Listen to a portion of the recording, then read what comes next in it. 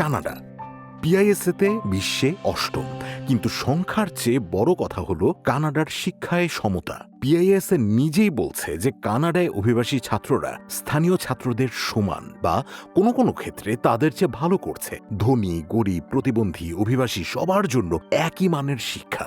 এটা শুধু কথা না, পিআইএসএ ডেটায় প্রমাণিত। শিক্ষক নিয়োগের রাজনীতি অন্টারিওতে 2022 সালে রেগুলেশন 274 বাতিল করে যোগ্যতা ভিত্তিক নিয়োগ চালু করা হয়েছে। আর বেতন, একজন শিক্ষকের গড় বার্ষিক বেতন 60 থেকে 70 হাজার কানাডিয়ান ডলার। আর আমাদের তো পিআইএসএতে ডাটাই নেই, তুলনা করার তাই সুযোগটাও নেই।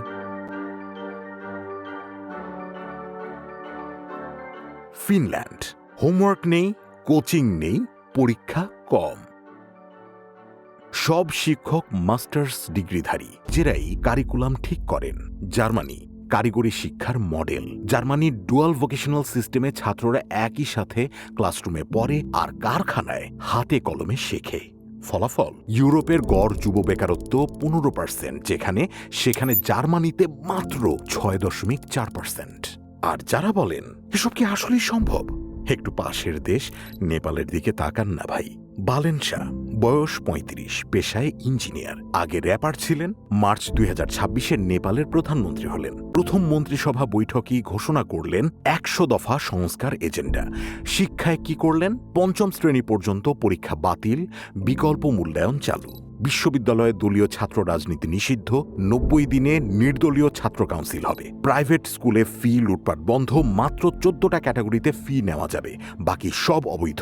রিফান্ড বাধ্যতামূলক। বারবার লঙ্ঘনে লাইসেন্স বাতিল। সব প্রাইভেট স্কুলে 10% স্কলারশিপ বাধ্যতামূলক। নেপালের শিক্ষা বাজেট জিডিপির 3.7%, যা আমাদের দেশের বাজেটের বরাদ্দের দ্বিগুণেরও বেশি। এবার আপনি নিজেই পার্থক্যটা বুঝুন। একটা 35 বছরের বালেন শাহ ক্ষমতায় এসে 3 সপ্তাহে যা করেছেন, আমাদের সিস্টেম সেটা 50 বছরেও করতে পারেনি। প্রশ্ন হলো, ইচ্ছাশক্তি কি আছে আদতেই? আর যদি থাকেই, তাহলে আমরা পিছিয়ে কেন? কারণ আমরা শিক্ষায় জিডিপির মাত্র 1.53% খরচ করি। সিপিডি বলছে বাস্তবে সেটা 1.3% নেমে এসেছে। ইউনেস্কো বলে ন্যূনতম 4 থেকে 6% দরকার। এস্তোনিয়া, ফিনল্যান্ড, কানাডা সবাই 5 থেকে 6% খরচ করে, আর আমরা 1.5% করি না। এই একটা সংখ্যাই বলে দেয় আমরা শিক্ষাকে কতটুকু গুরুত্ব দেই।